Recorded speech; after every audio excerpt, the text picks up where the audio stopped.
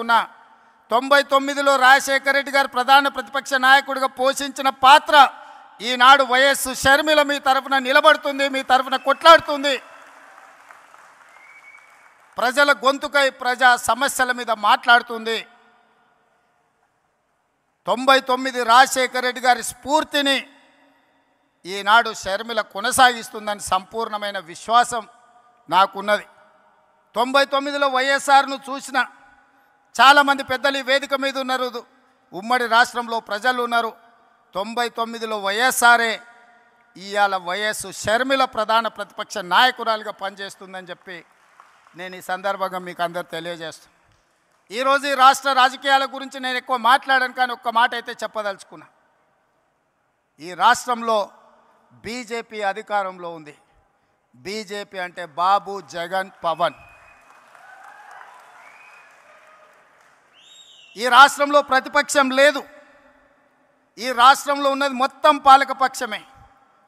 బాబు గారు మోడీ పక్షమే, జగన్ గారు మోడీ పక్షమే, పవన్ గారు మోడీ పక్షమే.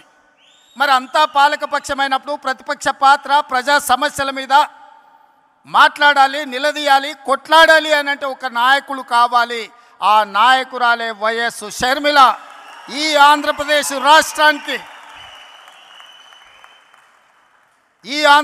రాష్ట్రానికి ప్రజల పక్షాన, బడుగు బలైన దళిత గిరిజన మైనారిటీ మహిళల పక్షాన నిలబడి కొట్లాడేది, నిలబడి మాట్లాడేది, ఢిల్లీతో నిలబడి కలబడేది వైఎస్ షర్మిల.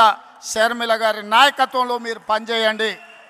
తప్పకుండా 2029లో రాజశేఖర రెడ్డి గారు ఏ విధంగా అయితే 1984లో ప్రస్తావన మొదలుపెట్టి 2004లో 20 సంవత్సరాలు కొట్లాడి ఆనాడు ఉమ్మడి ఆంధ్రప్రదేశ్కు ముఖ్యమంత్రి అయిందో, 2009లో ఈ ప్రస్థానం మొదలుపెట్టి 2029లో ఆంధ్రప్రదేశ్ రాష్ట్రానికి వైఎస్ షర్మిల ముఖ్యమంత్రి అవుతుంది.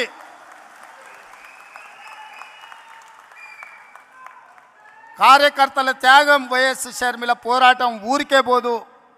ప్రజలు నిశితంగా గమనిస్తున్నారు. 2029లో ఈ దేశానికి రాహుల్ గాంధీ గారు ప్రధానమంత్రి అవుతారు. ఆంధ్రప్రదేశ్లో కాంగ్రెస్ పార్టీ అధికారంలోకి వస్తుంది. ఇదే వైఎస్ఆర్ చివరి కోరిక. ఈరోజు చాలామంది ఆయన పేరు మీద అన్ని రకాల లబ్ధి పొందినారు.